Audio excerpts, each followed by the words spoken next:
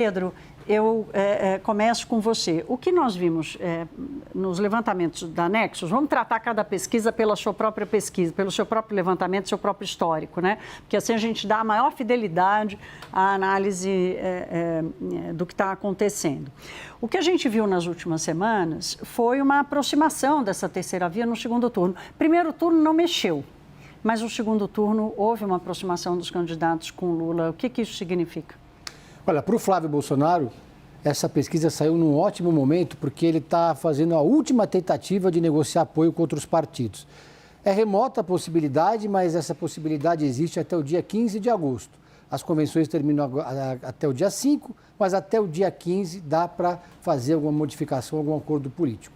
Então, justamente nesse momento agora que a pesquisa é divulgada, o Flávio tenta atrair o Podemos. O foco central agora é o Podemos, da deputada Renata Abreu, que está reunido hoje para tomar uma decisão. Ela foi na convenção do final de semana com o Tarcísio de Freitas, no sábado, fez um discurso ao lado do Flávio, o Flávio elogiou a Renata Abreu, fizeram uma troca de sinalizações, mas uma coisa é a convenção em São Paulo, outra coisa é a convenção nacional. Ainda há uma esperança, também ainda aqui uma chance remota, com republicanos. Por que a pesquisa é importante? Porque ela mostra que o Flávio cresceu no momento em que o presidente Lula começa a enfrentar uma série de notícias ruins para a campanha. Na mesma semana, a investigação da Polícia Federal avança contra o Fábio Luiz Lula da Silva, em 3 frentes diferentes, e em paralelo com o noticiário envolvendo Jacques Wagner e o Banco Master. Foi uma semana ruim para o presidente e provavelmente a pesquisa já detectou esse noticiário negativo. Estancou a queda de Flávio Bolsonaro, não houve transferência para as candidaturas de direita que estão abaixo, no batalhão de baixo, mas a campanha só começa para valer agora em 16 de agosto. Isso que eu coloquei aqui para você, que os candidatos no segundo turno estarem mais próximos de Lula, que é mais uma confirmação daquela leitura que a gente tem feito, Juliana, sobre o teto do presidente Lula, né? Se ele realmente bateu o teto, porque os outros se movimentam e ele se mantém estável. Juliana, o Pedro trouxe vários fatores importantes aqui que a gente vai tratar ao longo da edição do Hora H, dar um pouco de atenção para cada um deles, para olhar com mais detalhe essa composição política que está sendo desenhada aí pelas campanhas. Um dos dados que a gente vai trazer daqui a pouco aqui é exatamente a leitura sobre a satisfação ou insatisfação dos eleitores, com vários pontos, entre eles inflação. Um sentimento muito negativo com relação aos preços do supermercado. Daqui a pouquinho vou trazer esses dados aqui.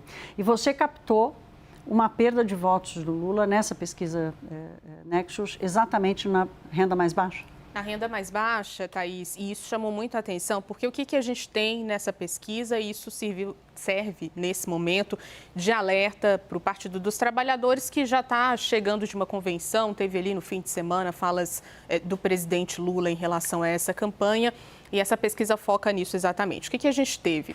Um aumento, uma vantagem ampliada de Flávio Bolsonaro de 7 pontos, e isso é muito, né, se a gente for olhar para esse início de campanha oficialmente, em relação à vantagem, né, em relação à aprovação do eleitorado que ganha de 1 a 2 salários mínimos. A gente tem o presidente Lula na base, com uma vantagem na base da pirâmide, com quem ganha até 1 salário mínimo. Isso faz sentido para o PT porque é a pessoa que fica muito mais vulnerável historicamente. O PT, o governo petista faz acenos e programas e dá uma assistência maior a esse público. Mas Flávio Bolsonaro conseguiu avançar nessa faixa de renda que é imediatamente depois dessa que tem a vantagem do presidente Lula.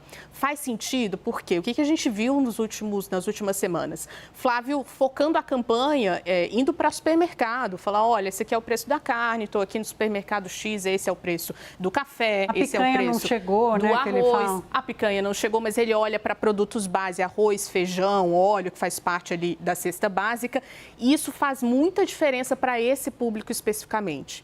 É esse público que sente a pressão das mudanças ali no orçamento, dos programas sociais que atingem ou não essa faixa. É um público que, na visão do PT e dos especialistas, não se vê pobre, mas se vê vulnerável às mudanças da economia.